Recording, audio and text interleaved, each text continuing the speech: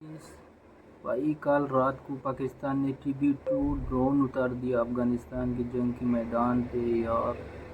वाकई सीन बहुत ख़राब होने अस्सलाम वालेकुम, वाला है। This is ODA foxtrot from defence outpost. तो अभी थोड़ी देर पहले ही पाकिस्तान आर्मी के मीडिया विंग ISPR की तरफ से एक प्रेस रिलीज को इशू किया गया है, जिसके मुताबिक कल रात को दोबारा से अफगान फोर्सेस और पाकिस्तान आर्मी के दरमियान मल्टीपल लोकेशंस के ऊपर काफी हैवी किस्म की झड़पें हुई हैं। कुरम खोस्त स्पिन बोल्दोक के एरियाज में मेनली अफगानिस्तान की तरफ से दोबारा से पाकिस्तान की पोस्ट को टारगेट किया गया। रिपोर्ट्स के मुताबिक दोबारा से ये एक अनप्रोवोक्ड अटैक था। पाकिस्तान की तरफ से कोई भी फाइट का आगाज नहीं किया गया। जो पिछले तमाम लॉसेस हुए हैं, जो एयर स्ट्राइक्स पाकिस्तान की तरफ से पहले कंडक्ट की गई हैं, उसको रेट्रीब्यूट करने के लिए, उसका बदला लेने के लिए अफगान फोर्सेस की तरफ से दोबारा से कल रात को पाकिस्तानी पोस्टों को टारगेट किया गया। और इसके रिटेलिएशन में फिर दोबारा से पाकिस्तान आर्मी एविएशन और पाकिस्तान एयरफोर्स के जो मल्टीपल कॉम्बैट UAVs हैं या फिर ड्रोन्स हैं, वो इन एयर हुए और उन्होंने दोबारा से मल्टीपल अफगान पोस्ट को निशाना बनाया। वहां पर एयर स्ट्राइक्स को कंडक्ट किया, जहां पर सब्सिक्वेंटली फिर 9 अफगान आउटपोस्ट, बॉर्डर आउटपोस्ट, उनको कंप्लीटली डिस्ट्रॉय कर दिया गया है। और साथ में मोस्ट इंपॉर्टेंट, यहाँ पर अफगान तालिबान के जो 6 टैंक्स हैं T-54 और T-62 सीरीज के, उनको भी यहाँ पर डिस्ट्रॉय कर दिया गया है। और पहली बार ऐसा हुआ है कि इस स्कर्मिश में पाकिस्तान की तरफ से डायरेक्टली टैंक्स को टारगेट किया गया है। अफगान तालिबान के जो आर्मर्ड कॉलम्स हैं, उनको टारगेट किया गया है। पाकिस्तान एयरफोर्स के जो बायरेक्टर TB2 ड्रोन्स हैं, उनकी तरफ से इन आर्मर्ड कॉलम्स के ऊपर स्ट्राइक्स को कंडक्ट किया गया। कुछ यहाँ पर स्ट्राइक्स जो हैं वो पाकिस्तान आर्मी की जो लैंड बेस्ड बख्तर शिकन ATGMs हैं, उनकी तरफ से भी कंडक्ट की गई। ये आप कुछ वीडियोस अपनी स्क्रीन के ऊपर देख रहे हैं, ड्रोन्स की भी और ATGM स्ट्राइक्स की भी। तो आप देख सकते हैं ये जो टैंक्स की सूरत में अफगान तालिबान ने कोशिश की है अपनी पोस्टों को रीइंफोर्स करने की, वो तकरीबन पूरे तरीके से फेल हुई है। उसका अब कोई मकसद नहीं बनता, बिकॉज ये पाकिस्तान एयरफोर्स के लिए और पाकिस्तान आर्मी के लिए ईजी टारगेट्स है। कोई भी एरियल प्लेटफॉर्म से म्यूनिशन ड्रॉप करके या फिर ground based anti tank guided missile से जो कैपेबिलिटी पाकिस्तान के पास है, उनसे इजीली इनको डिस्ट्रॉय किया जा सकता है। तो यहाँ पर अफगान तालिबान कोशिश कर रहे हैं कि कन्वेंशनल मिलिट्री से कन्वेंशनल तरीके से फाइट किया जाए, लेकिन again at the same time question यहाँ पर वही है कि जो कैपेबिलिटीज, जिस लेवल के ऊपर कैपेबिलिटीज पाकिस्तान के पास है, अफगान तालिबान उनको कहीं से भी 10% भी मैच नहीं करते। ठीक है, उनके पास गुरिल्ला वॉरफेयर की कैपेबिलिटी जरूर मौजूद है, लेकिन वो इस डोमेन के अंदर कोई काम नहीं आएगी, बिकॉज पाकिस्तान कोई ऑक्यूपायर स्टेट नहीं है। हमने अफगान टेरिटरी को जाकर ऑक्यूपाई नहीं किया, हम सिर्फ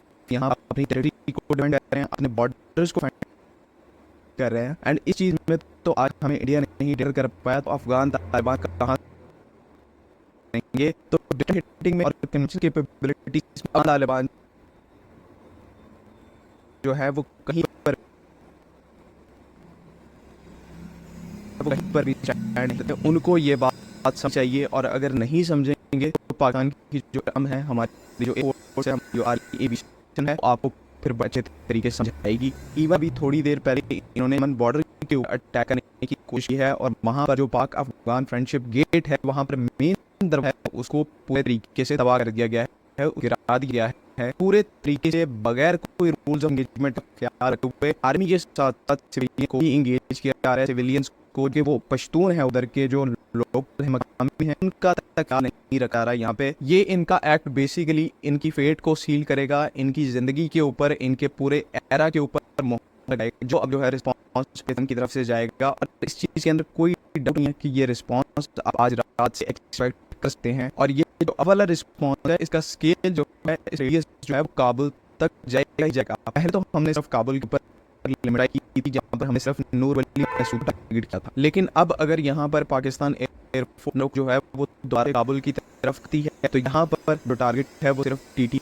की लीडरशिप नहीं होगी, बल्कि जो अफगान तालिबान की लीडरशिप होगी, हमारे क्रॉस होगी। बिकॉज ये सब हो रहा है तो लीडरशिप की वजह से हो रहा है। TTP यहाँ पर पाकिस्तान अटैक्स कर रही है, वहाँ पर लीडरशिप फैसला करती है, तो ये अटैक्स पाकिस्तान में होते हैं। तो सबके बारे में पाकिस्तान को बड़े अच्छे तरीके से नॉलेज है। अगर हम नूरवली मसूद को निकाल कर मार सकते हैं, जो कि इतना सीक्रेटिव बनता है, तो जितनी भी लीडरशिप है वो उसको न्यूट्रलाइज ना पाकिस्तान, ये कोई इतनी बड़ी बात नहीं है। सिर्फ अभी तक हम आपको बड़े प्यार से समझा रहे हैं, अभी आपने हमारी पूरी कैपेबिलिटी को विटनेस नहीं किया, और नहीं हम अपनी पूरी कैपेबिलिटी जो है वो आपके अगेंस्ट में यूज करना चाहते हैं। सिर्फ इतनी बात समझ पड़ेगी कि पाकिस्तान अब हदूद का दिफा करने के लिए हद तक जाएगा। आपकी जमीन के ऊपर आकर कब्जा करने का कोई शौक नहीं है, नाहियां करना चाहते हैं। लेकिन अगर इसी तरह से पाकिस्तान के सिविलियंस को टारगेट किया जाता है, पाकिस्तान की अफवाज को टारगेट किया जाता है, तो मामला जो है वो कुछ भी हो सकते हैं। एस्केलेशन लेटर जो है वो हम पूरे तरीके से कंट्रोल कर रहे हैं, हम उसको कहीं पर भी लेकर जा सकते हैं। और मैं ये चीज़ बड़े खुले अंदाज में बता रहा हूँ कि डिस्ट्रक्शन का उस टाइम के ऊपर जो स्केल रहा वो आपकी बर्दाश्त से बिल्कुल बाहर होगा। अभी भी मैं यहाँ पर ये बात को